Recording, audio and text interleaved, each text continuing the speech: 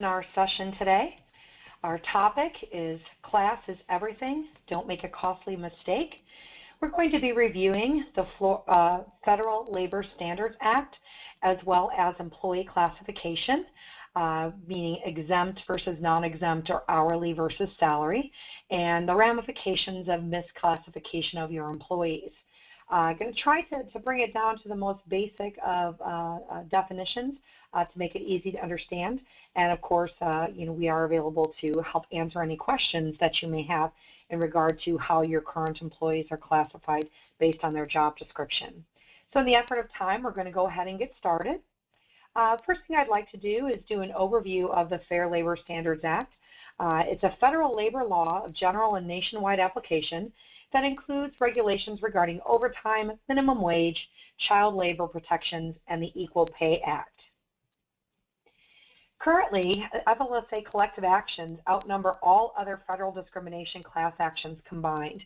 I'm sure you've heard various radio stations and so forth of different law firms in the area that make a business of collective action suits in regards to individuals who have been paid incorrectly. There are multi-million-dollar settlements that are pretty common, especially state of Florida, central state of Florida. DOL estimates that 70% of employers are out of compliance, meaning that their employees are either classified incorrectly, or they're not paying the individuals correctly in terms of overtime, on-call pay, etc., which we will review today. So getting it wrong can be really expensive. If an employer gets classification wrong or even pays their employees incorrectly, the damages can be enormous. You could have to pay up to 3 years of back pay to any individual, liquidated damages, and then be responsible for paying the attorney fees, interest, and fines. And that can be very, very costly if you're paying your employees incorrectly or you have them incorrectly classified. The benefit of the doubt always goes to the employee. So if you don't keep really good records of how an individual is clocking in and out, or when they're actually working and when they're not working, if you don't have those types of records, it'll be the employee's word against yours, and more often than not, those individuals, those employees or former employees are generally the ones who get the money in the case, because if you don't have the records, it's like it never happened. So the biggest wage and hour risks that generally happen among organizations is first misclassification of an employee. And where that would happen is if you were to make someone who is a salaried employee and actually pay them hourly, or more commonly vice versa, when that employee is actually an hourly employee and you're paying them a weekly salary as opposed to an hourly rate. The other biggest risk is off-the-clock work. People who are working through lunchtime or working through their rest periods, people who are clocking out, but then you have them do one more duty for an extra 15 minutes, or you have a mandatory meeting in the morning that they have to come to, but you're not paying them for that. Those are called preliminary and post-preliminary activities. So those are all areas where you could possibly be at risk in terms of properly paying wages. So how do we define exempt versus non-exempt, or a salaried versus an hourly employee?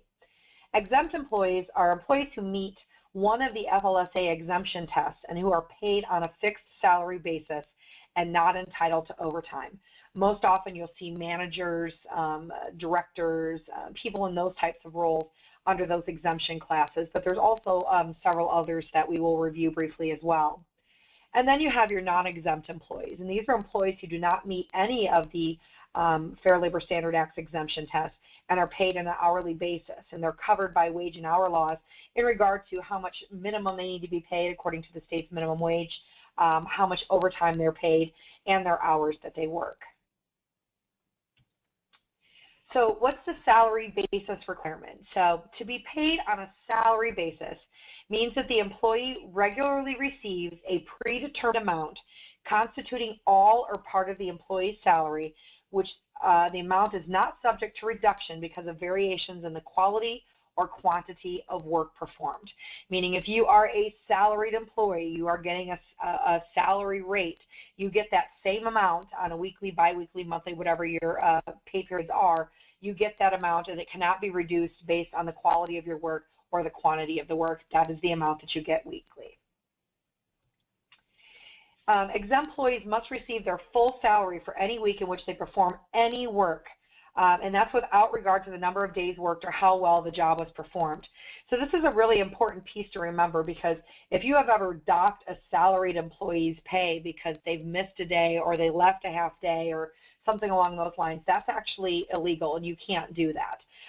If someone gets a salary rate, that's what they get regardless of how much work they've performed or the quality of that work. So if that has been your basis in the past where you've docked a salaried employee's pay, definitely get with us and ask about the circumstances for that, because it's possible you could be in non-compliance, and that could certainly turn into be an issue for you. So there are specific prohibited deductions from salary. Partial day absences. If an exempt employee is on FMLA leave, of course that's an exception, but you can't, somebody comes into work for 6 hours and then leaves early after 6 hours, you can't dock them 2 hours of what their daily pay would have been according to their salary. So that's a very important piece. Some employers, however, do say in their policies that if you do only work half a day, that you have to apply PTO to those other 4 hours. So if you're not really sure what your policy looks like, or you'd like that to be included as part of it, certainly let us know. We can help out with that. Jury duty and military leave unless the employee performs no work whatsoever during the employer's standard work week. So if I'm a salaried employee or exempt employee and I work Monday through Friday, but I'm on jury duty for half of the day on Tuesday and Wednesday, but I performed work on Monday, Thursday, and Friday, I still need to be paid my standard work week, my full salary. So when there's no work available, such as during slow periods or when the business is closed due to weather emergencies, you can't take away their pay during that time as well. So there are definitely some prohibited deductions. I think the most common one that may happen is partial day absences, or if someone doesn't come into work one day and you've docked them and they're a salaried employee. Those are all prohibited deductions under the FLSA. So the most common exemptions, meaning the most common individuals within an organization that are generally salaried, are executive, administrative, professional, computer employee, outside sales, retail commission sales, and interstate truck drivers. So we'll do a quick review of each of these so that you kind of have a general understanding. And again, if you need to get some further information, we'll certainly be able to provide that to you through HR Shield. The executive exemption is, there's always a minimum that has to be paid on a weekly basis. And there's actually some new laws that are coming into effect, we think, prior to the end of the year. But currently, a salaried employee must be paid at least $455 a week, which annualized is $23,660.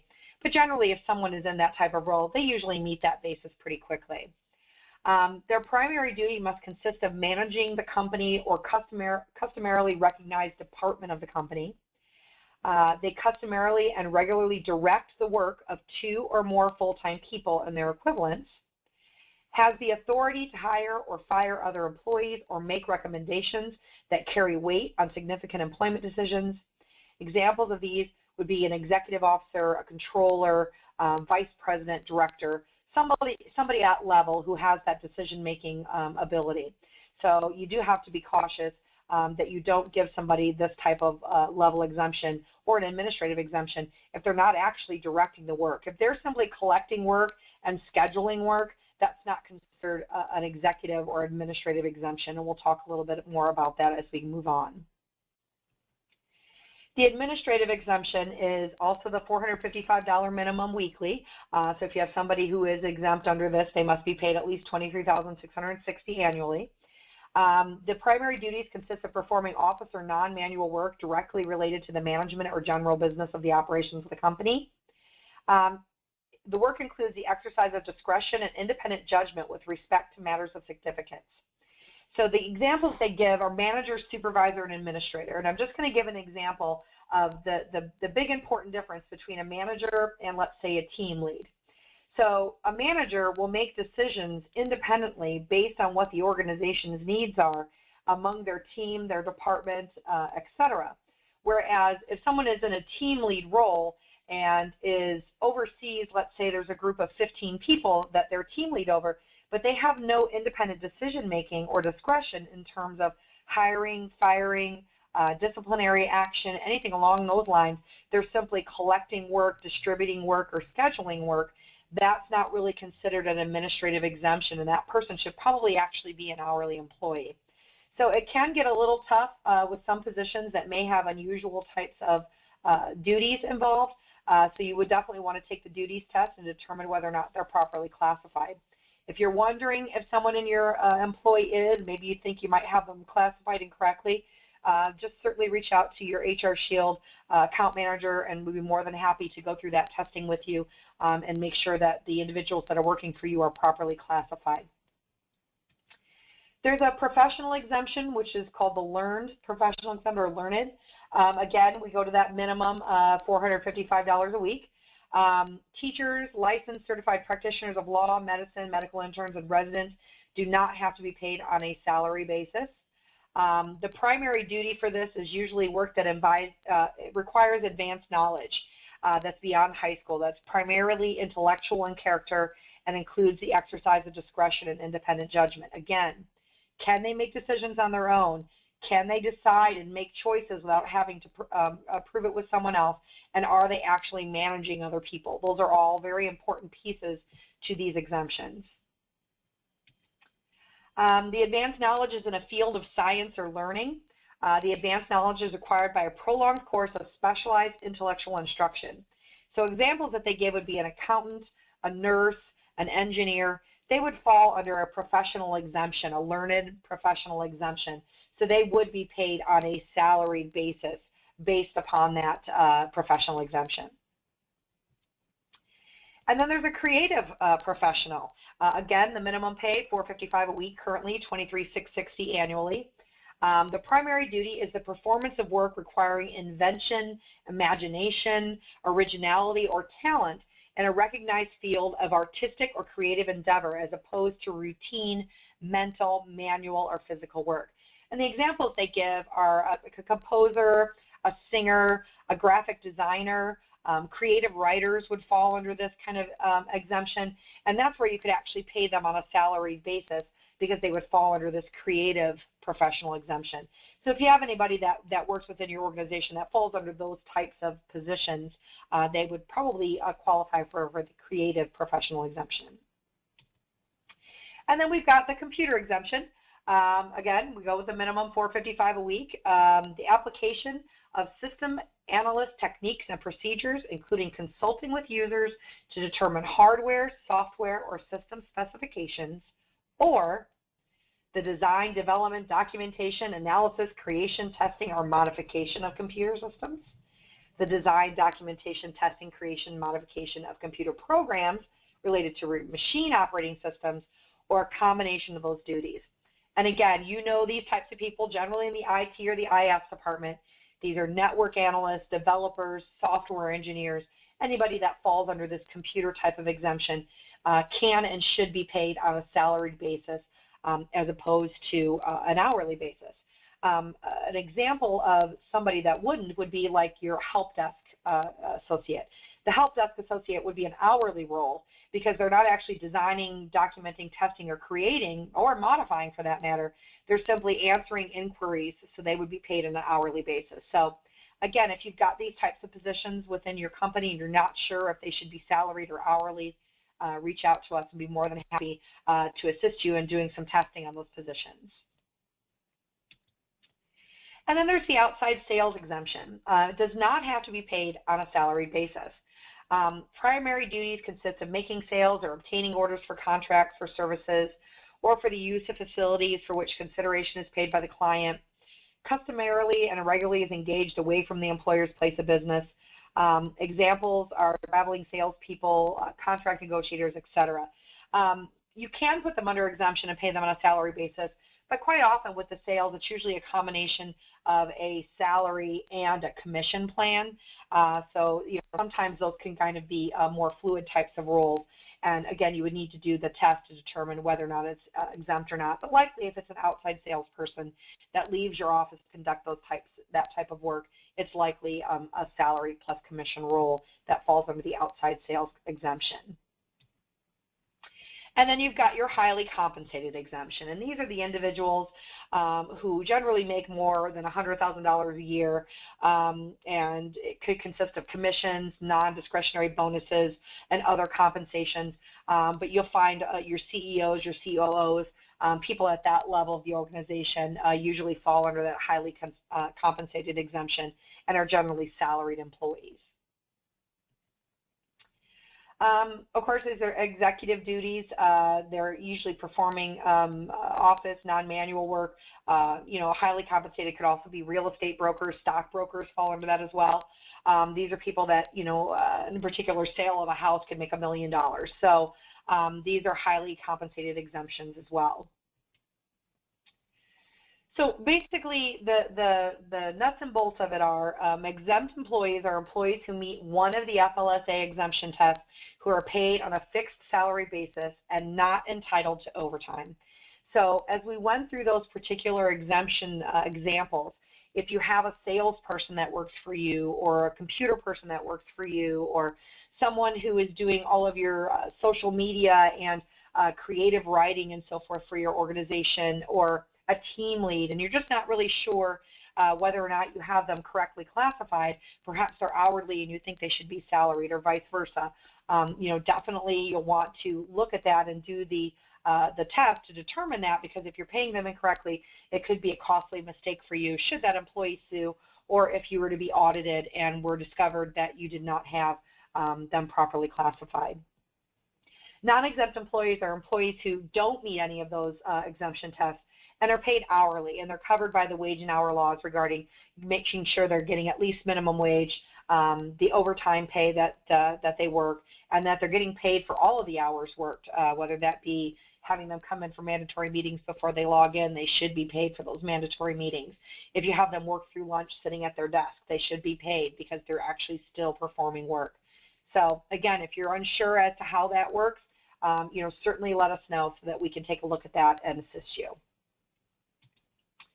So the industries they generally look at for audit would be insurance, financial services, retail and restaurant, technology, and pharmaceutical are the main targets.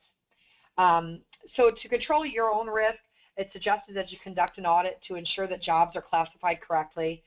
Keep job descriptions up to date. If you don't have job descriptions, please let us know so we can assist you in getting those put together. And have your employees confirm the accuracy. If you have a job description that you've had for many years, and it may not be relevant or may not be true, there may be more to it now, you definitely want to have your employees review that so they can assist you with that. Review of new and changed jobs. If the position changes, its duties change. If you have a brand new position, you're going to want to make sure that you have a job description and that you're properly classifying that role as either a salaried or hourly position. And then, of course, periodic training on proper timekeeping, things along those lines, so that you can make sure that your payroll records are the most accurate records. So the question would be, a very important question to ask yourself is, are your employees reporting all the hours that they work? If you can confidently say yes, then this is not a problem for you. But if your answer is no, or you don't know, this could definitely be an area of opportunity and an area of risk for you. If you have employees that are answering emails or doing work while off the clock or off premises, if you have individuals that are required to don and doff or put on and take off certain safety equipment that may take 10 to 15 minutes to put on or to remove at the end of the day, they should be being paid for that time. If you have somebody come in for a mandatory Monday morning meeting for 30 minutes prior to their shift, they need to be paid for those things. So these are all areas. So if the answer to this question is no, or you don't know, you definitely should seek some guidance on that because you could have some areas of risk. Off-the-clock work occurs when an employee performs work-related tasks and does not report the time.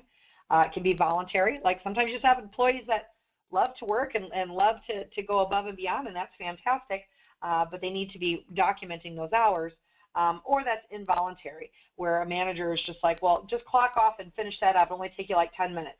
They should be getting paid for all work performed while in the course of their position, their job. Again, targeted places they look at, meal and rest breaks, where either you're not providing breaks or you're interrupting their break and putting them back to work. And then the pre and post preliminary activities.